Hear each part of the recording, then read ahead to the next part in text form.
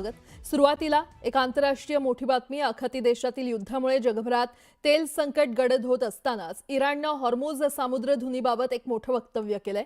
भारत हा आपला जुना मित्र आहे, त्याला सुरक्षित मार्ग देण्याची तयारी असल्याचे संकेत इराणनं दिलेत. भारतातील इराणचे राजदूत अब्दुल माजिद हकीम इलाही यांनी याबाबत स्पष्टीकरण दिलंय. इराणचे परस्पर हितसंबंध असल्यानं एकमेकांशी सहकार्य राहील असं ते म्हटलेत. हॉर्मुझ सामुद्रधुनी बंद करण्यात आलेली नाही, मात्र सध्याच्या तणावपूर्ण परिस्थितीमुळे अनेक जहाजांना तिथून मार्गक्रमण करता येत नाही. इराणला कधीही हॉर्मुझ सामुद्रधुनी बंद करायची नव्हती.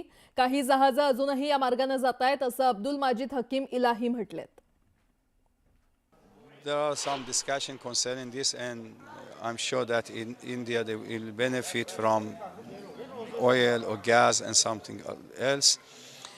But I think the complete solution is that the leaders of the world, they have to come together and they have to go to United States and they should convince President Trump that this war is unjust war against the civilians and they have to stop it. बातमीपत्रामध्ये आता पाहणार आहोत सकाळच्या महत्त्वाच्या 100 बातम्या अतिशय वेगवान स्वरूपात. सुरुवात करूया. मुख्यमंत्र्यांच्या उपस्थितीमध्ये कुंभमेळा शिखर समितीची बैठक संपन्न झाली आणि यावेळी देवेंद्र फडणवीसांनी सिंहस्थ कुंभमेळ्याच्या तयारीचा आढावा घेतला. पायाभूत सुविधांची कामं तातडीने पूर्ण करा अशा सूचना मुख्यमंत्र्यांनी दिल्या. पाणी स्वच्छ राहण्यासाठी काळजी घेण्यासंदर्भात देखील निर्देश देण्यात आले. मिठी नदीतील गाळ काढण्याच्या कामासाठी मुंबई महानगरपालिकेने काढलेल्या टेंडरला एकाही कंत्राटदाराने प्रतिसाद न दिल्यामुळे पालिकेला टेंडर भरण्याची अंतिम मुदत वाढवावी लागली. 11 मार्चपर्यंत बोली मागवण्यात आल्या होत्या, मात्र प्रतिसाद न मिळाल्याने ही मुदत आता 17 मार्चपर्यंत वाढवण्यात आली आहे. मुंबईच्या नाल्यातील गाळ काढायला कंत्राटदारच मिळत नसल्याने आता ब्लॅकलिस्ट कंत्राटदारांनाच पुन्हा संधी दिली जाण्याची शक्यता आहे. 2025 ते 2027 या काळातील ब्लॅकलिस्टेड कंत्राटदारांकडून आधीच्या देयकातून काम करून घ्यायचं का, यावर मुंबई महापालिकेत झालेल्या बैठकीत चर्चा झाली. नाल्यातील गाळ काढण्यासाठी कंत्राटदारांना अनुभवाची अट शिथिल करण्यात आली आहे. मिठी नदीच्या स्वच्छतेसाठी कंत्राटदार मिळत नसल्यानं 3 वर्षांच्या अनुभवाची अट शिथिल करण्याचा निर्णय पालिका प्रशासनाने घेतलाय. गृहराज्यमंत्री पंकज भोयर यांनी महाराष्ट्र धर्मस्वातंत्र्य विधेयक विधानसभेत मांडलं. जबरदस्तीनं प्रलोभनं दाखवून धर्मांतर करणाऱ्यांविरोधात विधेयक मांडण्यात आलं. जितेंद्र आव्हाडांचा मात्र या विधेयकाला विरोध होता. सभागृहात उपस्थित न राहणाऱ्या अधिकाऱ्यांना अध्यक्षांनी मोठा धक्का दिलाय. गैरहजर सचिवांवर कारवाई करून अहवाल सभागृहात ठेवा अशा सूचना देण्यात आल्या. सोमवारी कामकाजापूर्वी कारवाई करून अहवाल सादर करण्याचे आदेश अध्यक्षांनी दिले. जयराजे निंबाळकरांनी राणा जगजितसिंह पाटलांना डिवचले. जिल्हा परिषद अध्यक्षपदाच्या निवडणुकीत दोन्ही बंधू आमने सामने आले. पोलिसांनी घटनेचं गांभीर्य ओळखत जयराजे गर्दीतून बाहेर त्यांना काढलं. मनसे प्रमुख राज ठाकरे यांच्या उपस्थितीमध्ये अनेक मराठी कलाकारांनी मनसेचं सभासदत्व स्वीकारलेलं आहे. दादरमधील शिवतीर्थ निवासस्थानी सभासद नोंदणीचा कार्यक्रम पार पडला. अभिनेते पुष्कर श्रोत्री, भरत जाधव, दिग्दर्शक केदार शिंदे आणि ॲडव्होकेट भरत दाभोलकर यांनी कार्यक्रमाला उपस्थिती लावली. आता एक मोठी बातमी. मुख्यमंत्र्यांच्या उपस्थितीमध्ये कुंभमेळा शिखर समितीची बैठक पार पडलेली आहे. देवेंद्र फडणवीसांकडून सिंहस्थ कुंभमेळ्याच्या तयारीचा आढावा घेण्यात आला. पायाभूत सुविधांची कामं तातडीनं पूर्ण करा अशा सूचना मुख्यमंत्र्यांनी केलेल्या आहेत. पाणी स्वच्छ राहण्यासाठी काळजी घेण्यासंदर्भात देखील त्यांनी निर्देश दिले. तर सीसीटीव्ही कॅमेऱ्यासंदर्भात लवकरात लवकर उपाययोजना कराव्यात. कुंभमेळा आयोजनात कमतरता नसावी याबाबत त्यांनी अधिकाऱ्यांना सूचना केल्या. नाशिकलाही यावेळेला गेल्या वेळेपेक्षा 4 पट 5 पट गर्दी भाविकांची या ठिकाणी होणार आहे आणि म्हणून खूप सतर्कता आम्ही या ठिकाणी घेत आहोत. खूप काळजी आम्ही या ठिकाणी घेत आहोत. कुठे स्टॅम्पेड होऊ नये, चेंगराचेंगरी होऊ नये. त्यामुळे अतिक्रमण काढणे, शहरातले रस्ते हे मोठे करणे, 3 पदरी करणे, 5 पदरी करणे, 6 पदरी करणे, रस्ते जे त्र्यंबकला येत आहेत, जे नाशिककडे येत आहेत, ते सगळे रस्ते आता आम्ही मोठे करत आहोत. नदीतलं पाणी शुद्ध कसं येईल गोदावरीचं, यासाठी मोठे आमचे प्रयत्न झाले. जवळपास 2,500 कोटी रुपये खर्च करून आम्ही STP प्लॅन त्या ठिकाणी कार्यान्वित करत आहोत. पुन्हा एकदा बातम्या पाहूयात वेगवान स्वरूपात. जळगाव जिल्ह्यातील रावेर तालुक्यातल्या सावदा येथील बस स्थानकाजवळ असलेल्या गादी कारखान्याला आग लागली होती. अग्निशमन दलानं आगीवर नियंत्रण मिळवलं असून सुदैवानं या घटनेत कुठलीही जीवितहानी झाली नाही. मात्र गादी कारखान्याचं मोठ्या प्रमाणात नुकसान झालंय, तर शॉर्ट सर्किटमुळे ही आग लागल्याचा प्राथमिक अंदाज वर्तवण्यात येतो.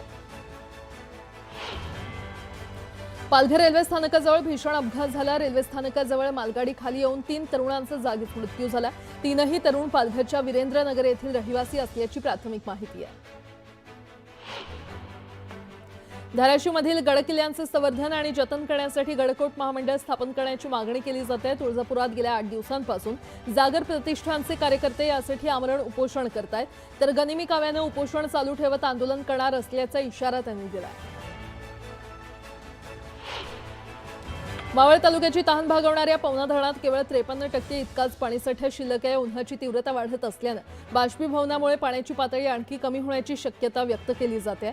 हा पाणीसाठा जून महिन्यापर्यंत पुरेल इतकाच असून वेळेवर पाऊस झाला नाही तर आगामी काळात पाणी टंचाईचं संकट निर्माण होण्याची भीती आहे. आखाती देशांमधील तणाव आणि युद्धाच्या पार्श्वभूमीवर एलपीजी गॅस पुरवठ्यावर परिणाम होण्याची भीती व्यक्त केली जाते. एलपीजी सिलेंडरची टंचाई आणि कमर्शियल सिलेंडरची अनिश्चितता यामुळे अनेक हॉटेल व्यावसायिक मेटाकुटीला आलेत. यावर वेगळा मार्ग काढत देहू रोडमधील हॉटेल वृंदावनच्या मालकानं कोळशावर चालणारी इलेक्ट्रॉनिक शेगडी हा पर्याय स्वीकारलाय. कराड तालुक्यातील प्रधानमंत्री आवास योजनेतील 5,878 घरांपैकी 1,900 घरकुलांचं काम अद्याप सुरू झालेलं नाही आणि त्यामुळे गटविकास अधिकारी प्रताप पाटील यांनी लाभार्थ्यांची भेट घेतली. तसंच येत्या आठवड्यात घरकुलांचं काम सुरू न केल्यास कारवाई करण्याचा इशारा दिलाय. जळगावच्या भुसावळमधील तलाठी कार्यालयाचा वीज पुरवठा महावितरणानं खंडित केला. एप्रिल 2024 पासून 42,560 रुपये बिल थकीत असल्यानं महावितरणानं वीज पुरवठा खंडित केलाय. नवी मुंबईत 3 वर्ष आयोजित केलेल्या रेसिंग कारला फक्त यावर्षीची परवानगी देणार अशी माहिती नवी मुंबईच्या महापौर सुजाता पाटील यांनी दिलेली आहे. पुढील 2 वर्ष होणारी कार रेसिंग रद्द करणार असंही त्या म्हटल्यात. नेरूळ येथील ज्या मैदानात हा कार रेसिंग ट्रॅक बनवला जाणार आहे त्या मैदानाचं सुशोभीकरण करून स्पर्धा झाली की तो ट्रॅक बुजवणार असल्याचंही त्यांनी म्हटलं. पाम बीच रोडवर डिजिटल जाहिरात करण्यासाठी कमानी उभारल्या जात आहेत. या कमानी बेकायदेशीर असून यामुळे या रस्त्यावर होणाऱ्या अपघातांची संख्या वाढण्याची भीती आहे. दरम्यान बेलापूरच्या आमदार मंदा म्हात्रे यांनी याबाबत अधिवेशनात लक्षवेधी उपस्थित करून या कमानीच्या प्रत्यक्ष पाहणी दौरा केला.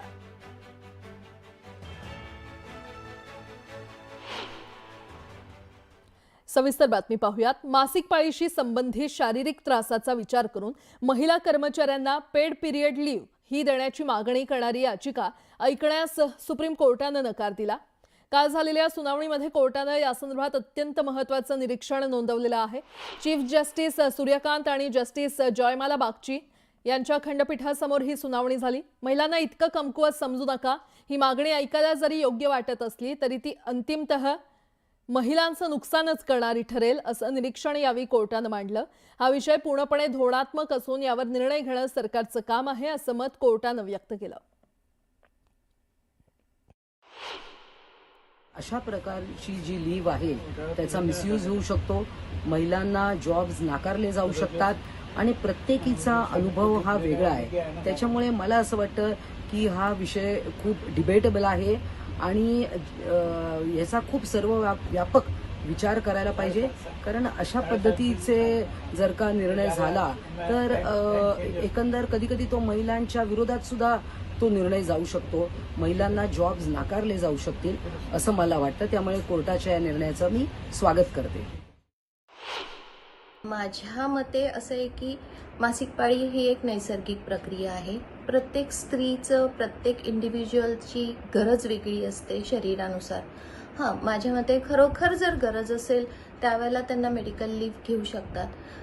पाळीच्या ते 4 दिवसांच्या टप्प्यामध्ये 1 ते 2 दिवस त्रास होतो मान्य आहे, पण दरवेळेला तो त्रास होतोच प्रत्येकीला असं नाही आहे. जिथे गरज आहे तिथे नक्कीच घ्यावी आणि त्यासाठी मेडिकल लीव्ह सिक लीव्ह तुम्हाला अवेलेबल असते किंवा जेन्युइन कारण असेल तर तुम्ही तसं प्रॉपर दाखवून त्याविषयी जर तुम्ही एक परवानगी घेऊन ते जेन्युइनली दाखवून त्याला आपण मान्य करू शकतो की गरज आहे तर नक्की घ्या. अनेक जणांना शारीरिक त्रास जो आहे तो जाणवतो, अनेक जणांच्या पोटात दुखतं, हेवी ब्लिडिंग होतं आणि त्यावेळेला रजा नसल्यामुळं जे आहे ते अनेक जणांना ते अंगावर काढावं लागतं, काही जणांचा त्याच्यामध्ये जीव सुद्धा जातो. आणि अनेक देशांमध्ये मासिक पाळी संदर्भामध्ये ज्या आहेत त्या पगारी रजा दिल्या गेल्या आहेत, तसे आदेश झालेले आहेत. आणि म्हणूनच आज जो निर्णय झालाय त्या बाबतीत मला असं सांगायचंय की केंद्र सरकारने आता संवेदनशीलतेनं विचार केला पाहिजे आणि महिलांना मासिक पाळीच्या वेळेमध्ये पगारी रजा देऊन जे आहे तो संवेदनशीलतेचा विचार करून हा प्रश्न जो आहे तो सोडवणं गरजेचं आहे.